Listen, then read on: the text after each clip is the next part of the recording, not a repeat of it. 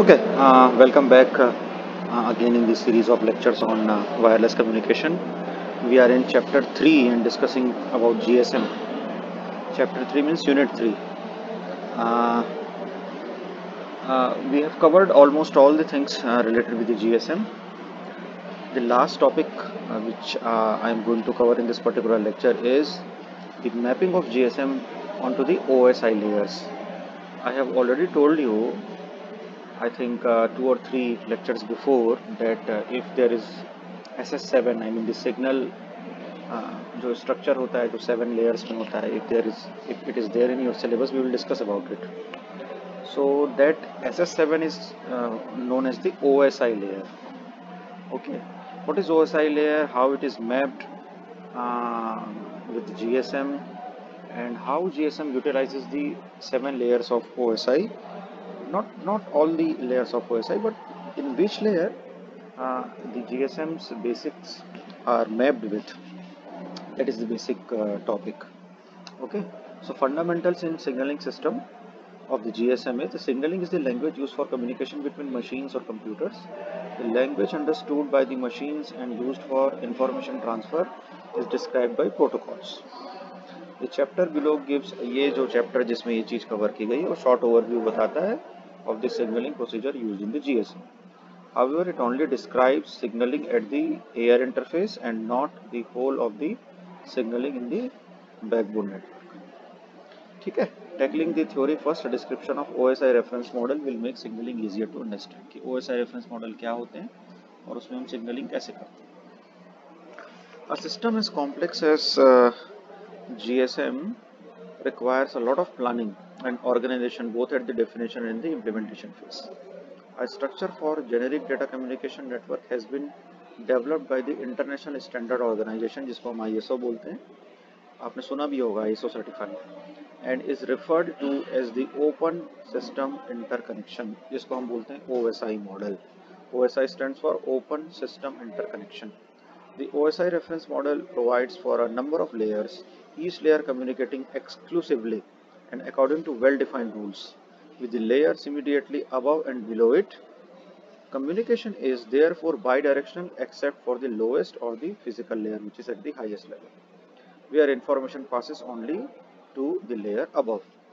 ठीक है, तो बीच में जो है वो बिल्कुल बाइडायरेक्शनल कम्युनिकेशन होता है, top down and bottom up भी कम्युनिकेशन होता है. बस जो एक्सट्रीम जो लेयर्स हैं वो जो है वो यूज़र के साथ या फिर मोबाइल के साथ कम्युनिकेट करते हैं.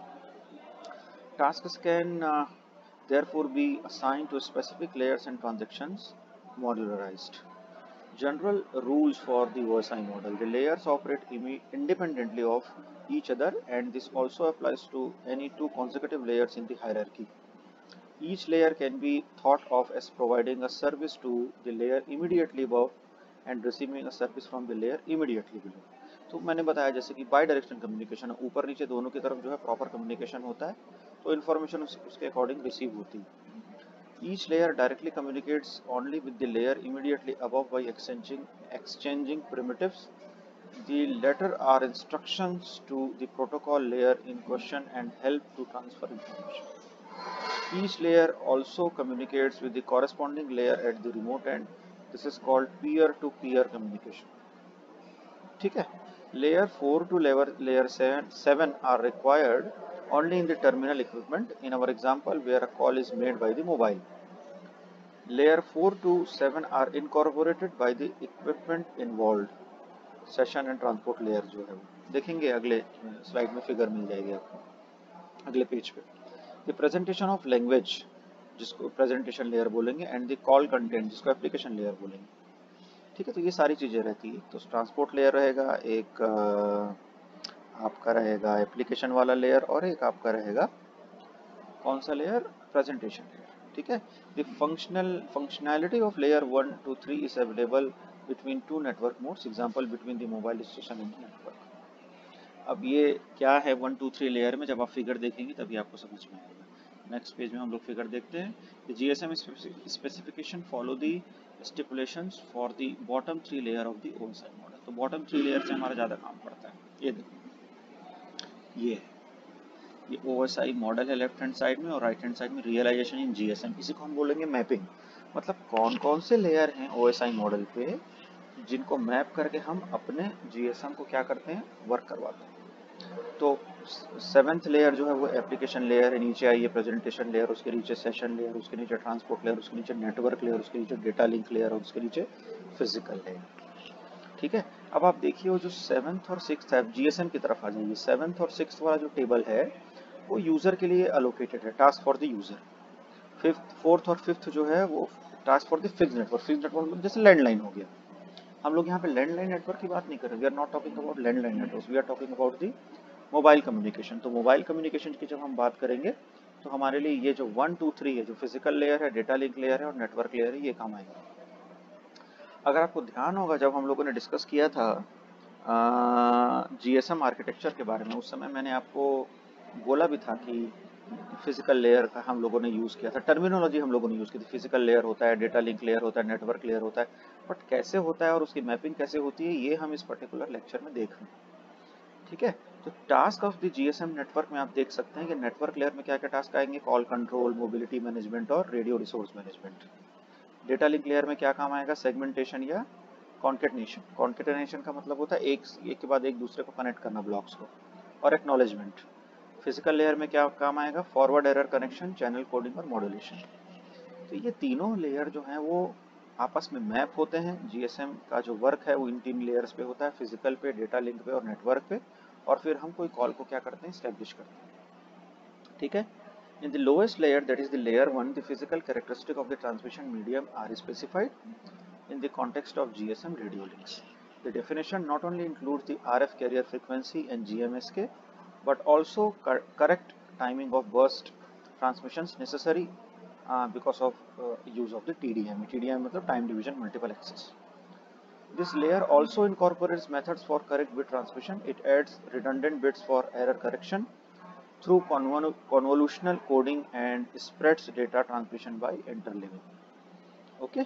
Second layer जो होता है, layer 2 होता है, वो data link layer होता है. It consists of an intelligent entity responsible for the secure transmission of data and message between the mobile and the base station. To do this, the transmit side structures the data messages from the higher layer to match the physical constraint of the layer 1 medium. It requests an acknowledgement of the sent data from the receiver so that any packet that was not received can be sent again. Okay. At the receiver side of the layer 2, messages are reconstructed from the received frames and the acknowledgement is forwarded. तो data का जो है एक user से दूसरे user में, mobile से user के बीच में, यूज़र से मोबाइल के बीच में किस तरीके से हम लोग क्या करेंगे, एक लिंक एस्टेब्लिश करेंगे, वही है डेटा लिंक लेयर। मैंने कोई डेटा आपको सेंड किया, आपने उसका एक्नॉलेजमेंट दिया, फिर आपने कोई डेटा सेंड किया, मैंने उसका एक्नॉलेजमेंट दिया, मैसेजेस के थ्रू या किसी बर्स्ट के थ्रू, किसी बिट के थ्रू, कोई रिडंडेंट बिट ऐड करके, ये सारी चीज़ें आ जाती हैं कौन से लेयर पे, GSM layer second. The third GSM layer, जिसको लेयर 3 बोलते हैं, इसको it is referred as the network layer and it is responsible for the management of an established connection of the associated activities in the radio network. नाम से ही आपको समझ में आना चाहिए कि नेटवर्क है, मतलब उसका काम नेटवर्क एस्टेब्लिश करना होगा। इन GSM these tasks are further subdivided into following सब लेयर्स। अब क्या क्या सब लेयर्स हैं जिनमें ये टास्क डिवाइडेड है, पहला है call control management CC, mobility management MM और रेडियो रिसोर्स मैनेजमेंट। ठीक है, अब implementation of OSI layer 1 2 3 at the GSM air interface. अब आप देख सकते हैं OSI लेयर 3 में आप देखिए सिग्नलिंग, यूजर डेटा, स्पीच यहाँ से आ रहा है, फिर ये आप कोई सा भी ये वाला सिग्नल भी ले सकते हैं, इस यूज़र से भी ले सकते हैं, यूज़र से भी ले सकते हैं, स्विच के जैसा बनाया गया ये। Frame building acknowledgement request, frame concatenation acknowledgement, ये डेटा ट्रांसफ़र में आ गए हम। उसके नीचे फिर ये फिजिकल लेयर है। फिजिकल लेयर में क्या होगा, मैंने बस जैसे बताया, ऊपर हमने पढ़ा भी है कि चैनल कोडिंग होगी, एरर करेक्शन होगा, मॉड्यूलेशन होगा, तो ये सब फिजिकल लेयर में होगा। ट्रांसमीटर का है और ये रिसीवर का है। ये ट्रांसमिट जब हमको करना है कोई डेटा तो कैसे करेंगे, रिसीव करना है कोई डेटा तो कैसे करेंगे। As can be seen from the greatly simplified functional diagram जो ऊपर दिखाया गया है, GSM transmitter and receiver, this segregation of functions not only provides a useful basis for approaching the design effort but also ensures that the measurement interfaces within the system are clearly defined. तो पहला है implementation of layer 1 at the GSM interface. As has been said already, layer 1 of the OSI reference model in GSM is the physical layer. A few aspects have already been described in the section dealing with the air interface. The bus types, bus type हम लोगों ने पढ़ लिया है, required for the data transmission, the physical and logical channel. GMS के use करते हैं, Gaussian minimum shift king. I think ये 4th चैप्टर में होना चाहिए, देखेंगे इस क्वेश्चन में. A few other features required to support data transmission are described in the following. Channel coding होती है. अब ये बहुत ज़्यादा डिटेल में आपको नहीं लिखना है इन चीज़ों को, सिर्फ आपको जो बेसिक डायग्राम हम लोगों ने पढ़ा है और उसकी मैपिंग कैसे होती है तीनों लेयर में वो एक्सप्लेन करना है. ठीक है, मैंने यहाँ पे डिटेलिंग आपको दी है, बट ये डिटेलिंग जो है आपके कोई काम की ज़्यादा नहीं है.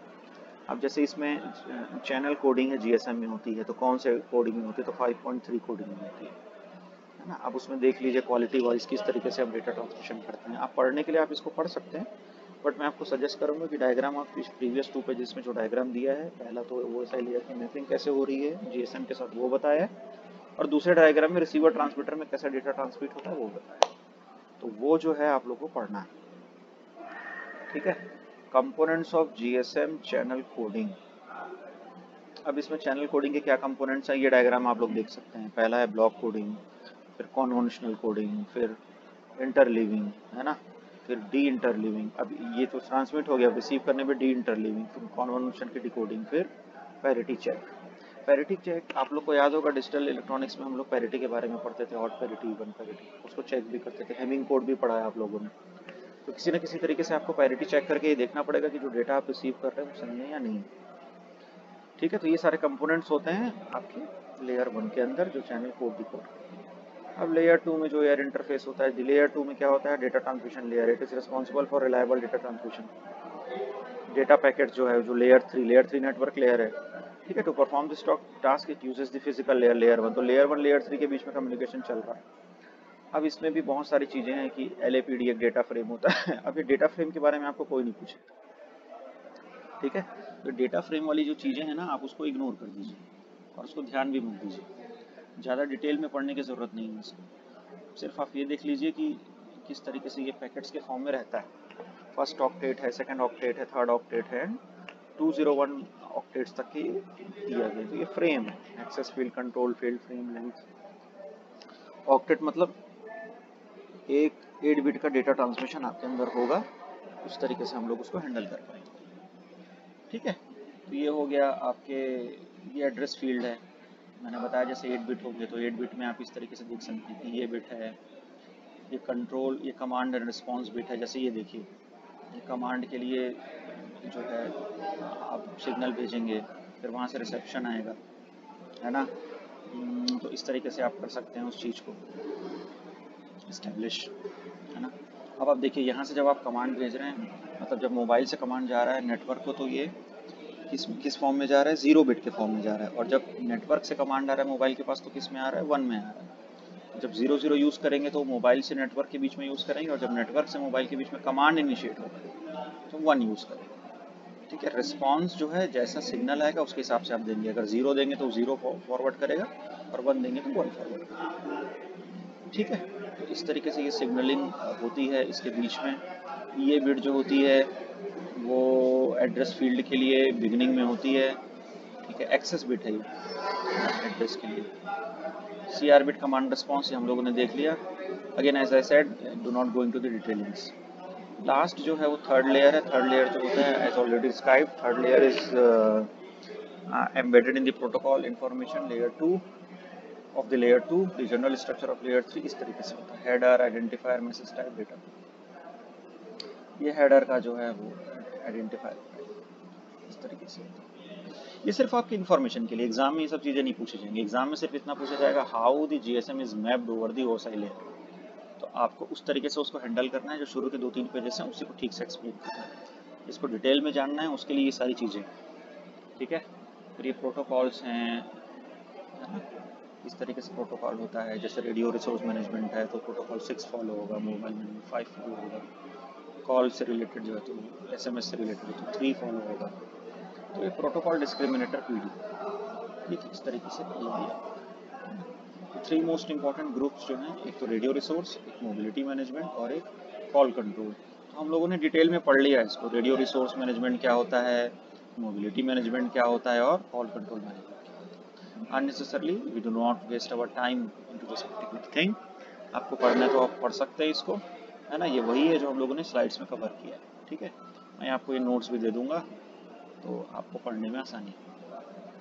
This is all about the mapping of GSM onto the whole cell layer, and this is our last topic of GSM. Next lecture से हम लोग स्टार्ट करेंगे 4th यूनिट, जिसमें हम देखेंगे मॉड्यूलेशन डिमॉड्यूलेशन के क्या टेक्निक्स होते हैं, कोडिंग डिकोडिंग के क्या टेक्निक्स होते हैं। Thank you for watching. 3rd unit is over.